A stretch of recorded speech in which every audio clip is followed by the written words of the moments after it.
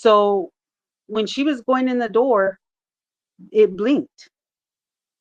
And I thought, God, that was weird.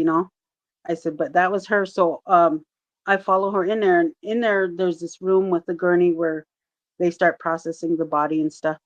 And then you could go to the back, and there's another room in the back, and that's the freezer room where they keep the bodies, and a couple, hospital supplies and stuff to the left. It's a closet, a big closet, but it never had the light that worked.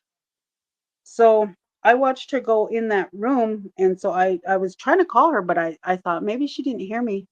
So I followed her in there, and then I see her leg going into the freezer room, and no one's in there but her. So I'm like, okay. So I'm calling her again. She didn't hear me, so I said, okay, I'm gonna go follow her. I go into that room, and there was no one around. No one was Oh in there. man. But so I thought, oh my gosh, like what the hell's going on? And I was like, I start hearing scratches and moaning and growling and shit in that freezer. Excuse me, sorry.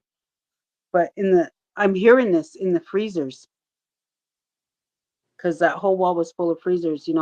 It's like I'm hearing things, and I'm like, well, you know what? I'm out of here. I turned to go hit the door, and the lights shut off on me, and the door wouldn't open. I'm Wow. sitting there, and I'm crying, like almost gonna have a heart attack, right? So I start praying. So the door finally opens, and I get into the gurney room, and same thing, the lights go off. And so since I knew the place, I start feeling along the wall where the cabinets were, where all the supplies were. And I swear I felt a body, a dead body there. And I just was like, oh, I got to get out of here. So I get to the door, and I'm trying to open it, and it would not open for me or nothing. And I start hearing like something slithering towards me and growling. And I'm all Oh like, my this is not goodness. happening. Yeah, I'm like, this is not happening. And I just start praying.